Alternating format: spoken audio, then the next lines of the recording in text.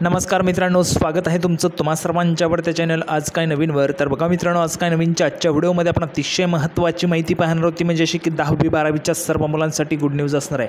अतिशय महत्त्वाची माहिती असणार आहे। व्हिडिओ शेवटपर्यंत नक्की बघत राहा, संपूर्ण माहिती कळणार आहे। त्या अगोदर तुम्हाला सूचना आहे, जर तुम्ही व्हिडिओवर नवीन असाल तर व्हिडिओला आत्ताच लाईक करून द्या, कारण तुम्हाला तर वेळ मिळणार नाही। आणि जर तुम्ही अजूनही आपल्या चॅनलला सबस्क्राईब केलं नसेल तर लवकरात लवकर सर्वांनी चॅनलला सबस्क्राईब करून घ्या। करिअरचं गायडन्स आपल्या चॅनलमार्फत तुम्हाला केलं जात असतं। तर बघा 10वी 12वीच्या सर्व मुलांसाठीची गुड न्यूज काय आहे ते आपण या ठिकाणी पाहूया।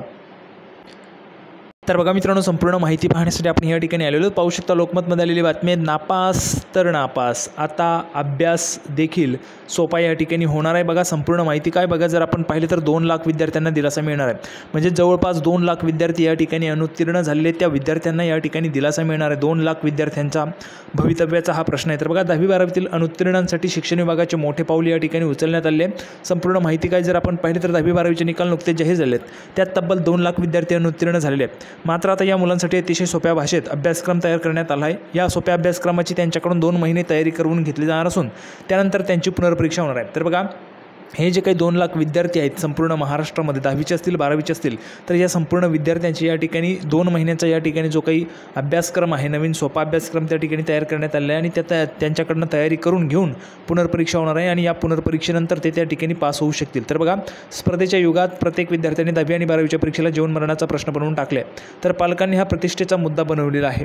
जर आपण पाहिलं तर बघा त्यामुळे नापास विद्यार्थी नाराज होऊन शाळाबाह्य होण्याचीही भीती आहे। अनेकांकडून आत्मघाताचे पाऊल उचलले जाण्याची शक्यता आहे, त्यावर सोप्या अभ्यासक्रमाचा उपाय शोधण्यात आलेला आहे।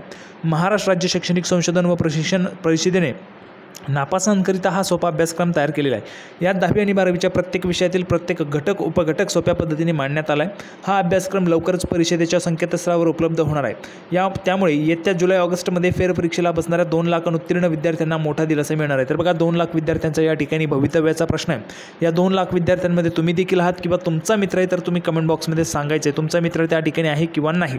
तर बघा या 2 लाख विद्यार्थ्यांचा भवितव्याचा प्रश्न या ठिकाणी ऐरणीवर आलेला होता आणि त्या संदर्भात शिक्षण विभागाने एक मोठं पाऊल या ठिकाणी उचललेला आहे। सोपा जो काही अभ्यासक्रम आहे तो तयार करून घेतला गेलेला आहे। तर बघा पुनर्परीक्षेसाठी सोप्या भाषेतील अभ्यासक्रम फायदेशीर ठरेल।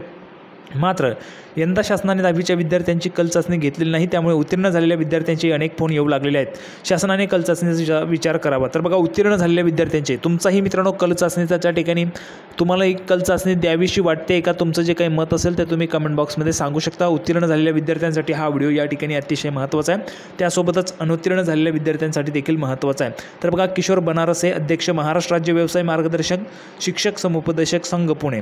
त्यानंतर बघा जर आपण या ठिकाणी पाहिलं तर शाळानिहाय यादी करा असे देखील आदेश देण्यात आलेले आहेत। यामध्ये ही जी काही बातमी आहे ती आजच आलेली आहे, पाहू शकता 1 जूनची बातमी आहे। यामध्ये 2 लाख विद्यार्थ्यांसाठी हा अतिशय महत्त्वाचा फायदा या ठिकाणी होणार आहे। तर बघा अपेक्षा आहे तुम्हाला व्हिडिओ आवडला असेल, व्हिडिओ आवडला तर लाईक करा, जास्तीत जास्त शेअर करा। आपण पुन्हा एकदा भेटूया पुढच्या व्हिडिओमध्ये अशाच पद्धतीचे नवीन अपडेट घेऊन, तोपर्यंत धन्यवाद।